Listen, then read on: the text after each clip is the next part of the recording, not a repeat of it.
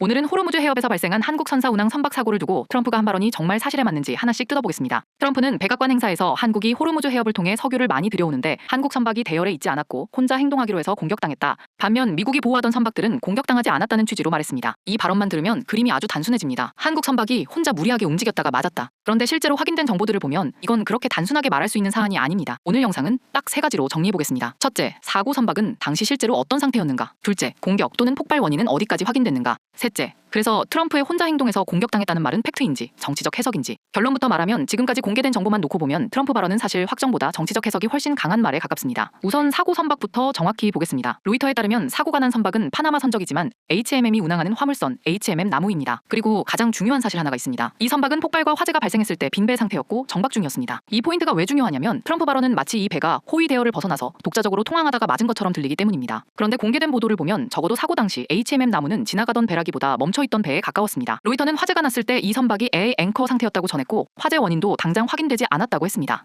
즉 혼자 돌진하다 맞았다는 식의 그림은 현재까지 확인된 팩트와는 거리가 있습니다. 여기서 시청자들이 헷갈리기 쉬운 부분이 있습니다. 정박이라는 건 그냥 바다 위에 멈춰있다는 뜻이 아닙니다. 통상 닻을 내리고 위치를 유지하는 상태를 말하죠. 즉 이 배가 사고 직전 능동적으로 호르무즈 해협을 빠져나가려던 상황이었는지 아니면 이미 특정 해역에서 대기 중이었는지는 해석에 매우 중요합니다. 지금까지 공개된 기사 기준으로는 이 선박이 정박 중이었다는 점은 확인되지만 트럼프가 말한 것처럼 미국이 보호하는 선박 대열을 이탈해 혼자 운항 중이었다는 점은 확인되지 않습니다. 오히려 핵심 팩트는 정반대에 가깝습니다. 사고 당시 이 배는 정박 중이었고 한국 정부도 원인은 조사 후 확인하겠다는 입장이었습니다. 그 다음은 사고 원인입니다. 이 부분도 굉장히 중요합니다. 왜냐하면 트럼프는 사실상 이란의 공격이라고 단정적으로 말했기 때문입니다. 하지만 로이터 보도를 보면 한국 외교부는 선박이 항구로 예인된 뒤 조사를 통해 화재 원인을 확인할 것이라고 밝혔습니다. 즉 사고 직후 한국 정부의 공식 입장은 원인 미확정이었습니다. 영국 해사무역기구 UKMTO도 비슷합니다. UKMTO는 두바이 북쪽 약 36해리 해역에서 화물선 사고 보고를 받았고 기관실 화재가 발생했지만 원인은 즉시 확인되지 않았다고 공지했습니다. 승무원들은 모두 무사했고 당시 호르무즈 해협의 해상안보 위협 수준은 크리컬, 즉 매우 심각한 상태라고 경고했습니다. 이 말은 뭐냐면 그 해역이 위험했던 건 맞지만 그 위험이 곧바로 이 선박이 대열 이탈로 공격당했다는 증거는 아니라는 뜻입니다. 위험한 지역과 원인 확정은 완전히 다른 이야기예요. 그리고 이걸 더 잘 보여주는 장면이 하나 더 있습니다. 사고 직전인 5월 3일에도 로이터는 이란 시리크 인근에서 벌크선이 여러 소형 선박에 공격받았다는 UKMTO 보고를 전했습니다. 즉 당시 호르무즈 및 이란 인근 해역은 전체적으로 긴장이 매우 높았고 특정 배 한 척이 혼자 행동해서만 위험했던 상황이 아니라 해역 전체의 보안 리스크가 이미 올라가 있던 상황으로 보는 게 더 맞습니다. 즉 지금까지 나온 공신력 있는 정보만 놓고 보면 우리가 확실히 말할 수 있는 건 이 정도입니다. 첫째, HMM 나무는 사고 당시 빈배 상태였고 정박 중이었다. 둘째, 기관실 쪽에서 폭발과 화재가 있었지만 원인은 곧바로 확정되지 않았다.